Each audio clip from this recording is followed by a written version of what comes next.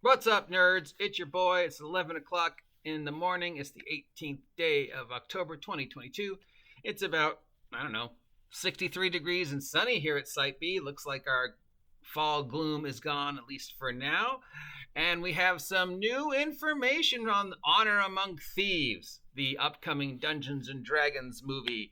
As you know, Honor Amongst Thieves was announced at San Diego Comic Book Convention. There was a whole bunch of hoopaloo. Then it had its first run of showing, and people were like, and they were like, oh man, we're not receiving the reactions we thought we would react, so let's push it back and maybe edit it a little. So its release date got pushed back to March of 2023 as of now.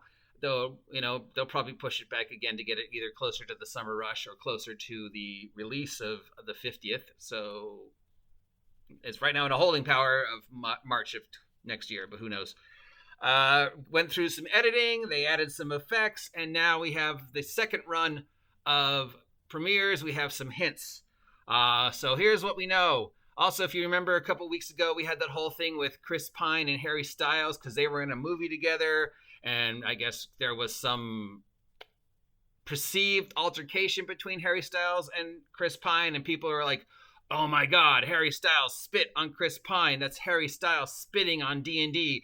Chris Pine plays D&D, and he's the representative of D&D, and Harry Styles doesn't play D&D, so he's spitting on D&D, and he's upset because Chris Pine is getting more money than him or whatever. Well, it turns out that never happened. Both parties have come forward and said, yeah, no, there was no altercation between us. Chris Pine has come forward and said, yeah, no, I don't play D&D. I played it once a couple weeks ago with my nephew, and quote unquote, D&D is a perfect game to play if you're drunk. So that's Chris Pine's opinion of Dungeons and Dragons. Meanwhile, Harry Styles turns out does, or at least has played some role playing in the past from my sources. So for all those people who are like, Harry Styles spit on Chris Pine and Chris Pine is the representative of D&D. Yep, no, Chris Pine thinks D&D is a drinking game and Harry Styles has in fact played D&D before. So other news we have, they hired the language team to help create the languages for Dungeons and Dragons, including, they quote, the guy that did the languages for D&D, which I guess that means probably Ed Greenwood. They also hired the same guy that taught the spell casting gestures for WandaVision. And if you remember the guy who taught the tutting, the hand gestures from the Magician series on Netflix, they got this guy to teach the spellcasters how to do spells. They built 120 sets for the movie. Paramount and Wizards and Hasbro own the rights to the movie, not Wizards of the Coast. Paramount and Hasbro own the rights to the Dungeons and Dragons movie, not the Wizards of the Coast. Paramount will be distributing it throughout the world, except for Hasbro, which will be distributing it in the United Kingdom and Canada.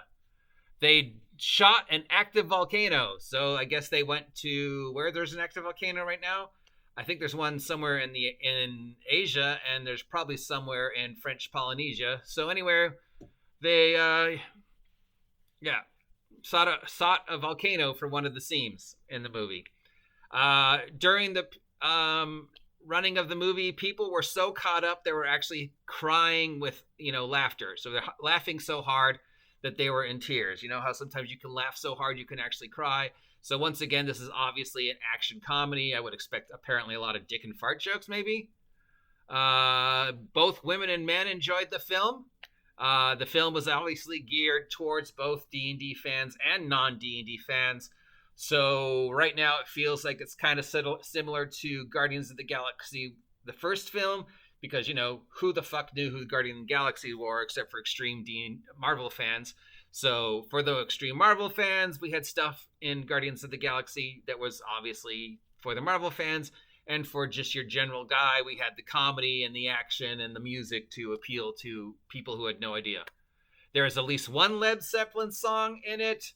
Led Zeppelin did write songs about Middle Earth and stuff like that. So obviously Led Zeppelin has a long connection with fantasy.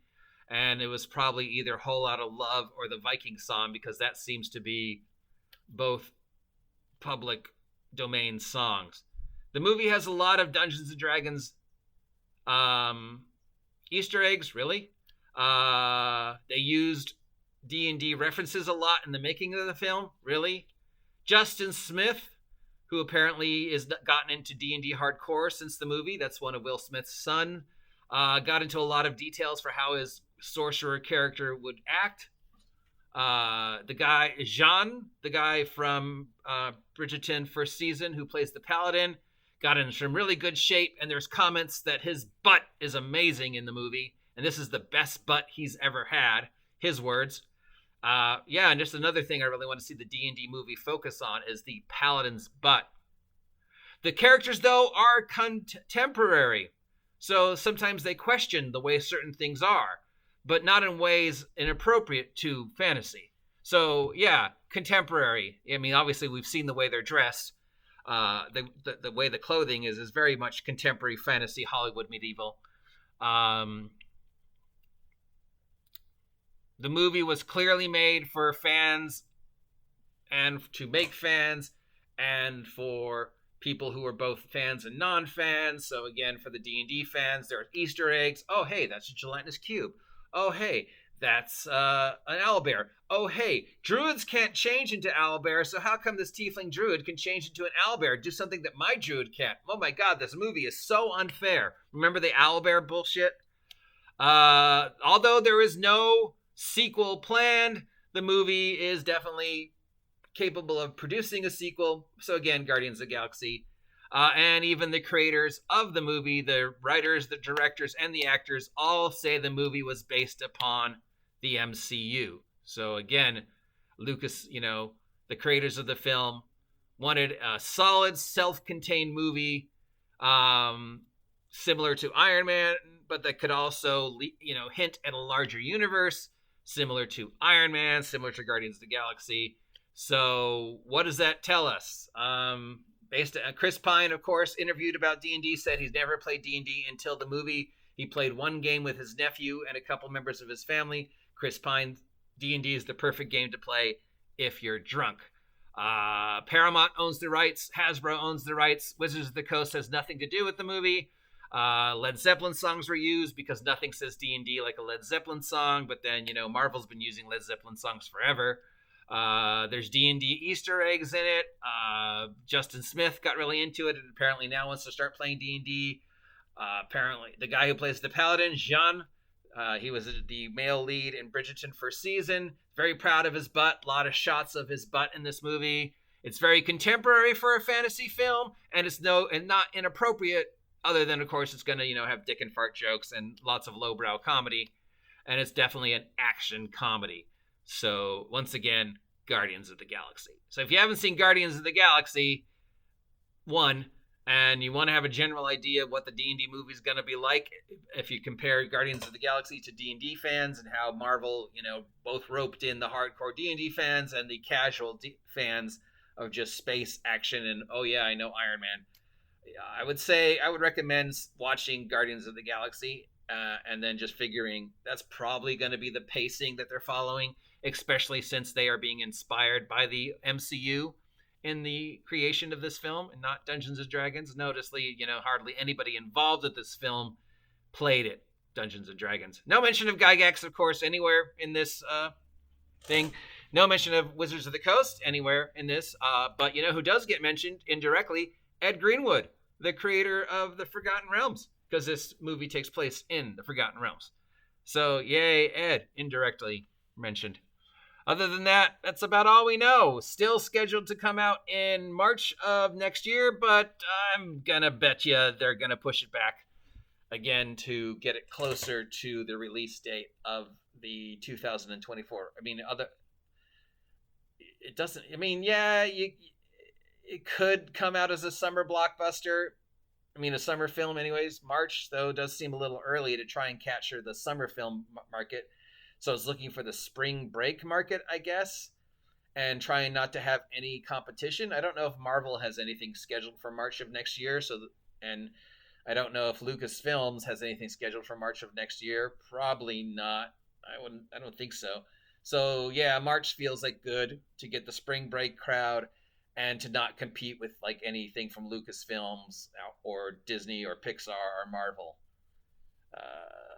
Or the new James Bond film, or any other major movies, because most of those films are going to come out in the summer or Christmas. So, yeah. Are we excited about the D&D movie? I expect it to be just like Guardians. If you're a D&D fan, you'll go in going, yeah, I know what that is, but no, this doesn't really feel like a D&D movie. It just feels like a fantasy action comedy using Dungeons & Dragons names. It's not the first time we've seen Dungeons & Dragons Easter eggs in movies, since most of these creatures come from Ray Harryhausen. You know, it's not the first time we've seen a dragon. And will Owlbear Gate be a thing again? Are there people who are going to be complain as much as they did before about the fact that the tiefling druid can turn into an owlbear, which of course druids can't do that in D&D because owlbears are a monstrosity / abomination and not a beast. And remember how upset we are. So yeah, exciting news about Honor Amongst Thieves and how it's a great game to play if you're drunk. And Hugh Grant is the villain. We might see Thavians, so that's like kind of exciting. Maybe I'm wrong. Maybe this will be great. I mean, Guardians of the Galaxy seemed to turn great. Hey, take a drink every time I say Guardians of the Galaxy in this video, and subscribe to my vlog every time I say Guardians of the Galaxy in this video. Help me hit 1,000 subs, you know, and we'll do something crazy. Till next time, I'm the OGGM. Have a great day. Stay warm, stay safe, and happy Halloween, and get off my land.